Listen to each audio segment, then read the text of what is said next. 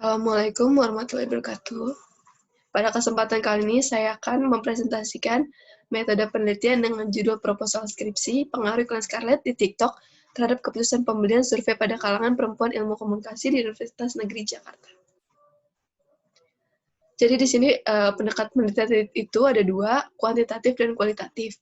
Kualitatif ini metode penelitian yang berlandaskan pada filsafat positivisme, digunakan untuk meneliti pada kondisi objek yang alamiah. Sedangkan kalau kuantitatif ini, metode penelitian berlandaskan filsafat positivisme yang digunakan untuk meneliti pada populasi atau sampel tertentu. Analisis data bersifat kuantitatif atau statik dengan tujuan untuk menguji hipotesis yang ditetapkan. Nah, di sini ada jenis penelitian yang saya lakukan dengan menggunakan metode analisis deskriptif, yang dimana yang digunakan untuk menganalisis data dengan mendeskripsikan atau menggambarkan data yang telah terkumpul sebagaimana adanya tanpa bermaksud untuk membuat kesimpulan yang berlaku untuk umum atau generalisasi. Nah, di sini metode yang saya lakukan menggunakan metode survei dengan menggunakan kuesioner sebagai instrumentan pengumpulan data. Penelitian ini dilakukan dengan menyebarkan kuesioner. Kuesioner yang dipakai dalam penelitian ini adalah kuesioner tertutup.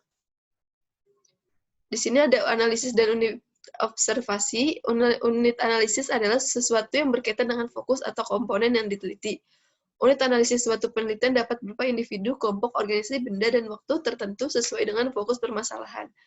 Unit analisis yang berupa lembaga atau organisasi dapat berupa organisasi dalam skala kecil atau terbatas.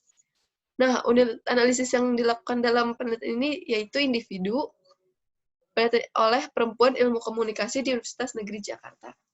Nah, unit observasinya yang dilakukan perempuan ilmu komunikasi di Universitas Negeri Jakarta mengenai keputusan pembelian produk Scarlett yang dilandaskan berdasarkan iklan di TikTok.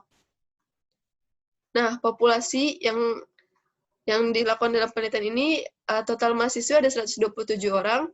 Sampel dalam penarikan ini, perempuan ilmu komunikasi di Universitas Negeri Jakarta menggunakan teknik sampling yang tepat dan akurat. Ukuran sampel di sini ada tempat pengambilan sampelnya di Universitas Negeri Jakarta. Teknik pengambilan sampel yang digunakan non-probability sampling. Nah, metode pengumpulan data di sini tuh ada dua, primer dan sekunder. Kalau primer ini data yang diperoleh atau dikumpulkan langsung di lapangan oleh orang yang melakukan penelitian atau yang bersangkutan.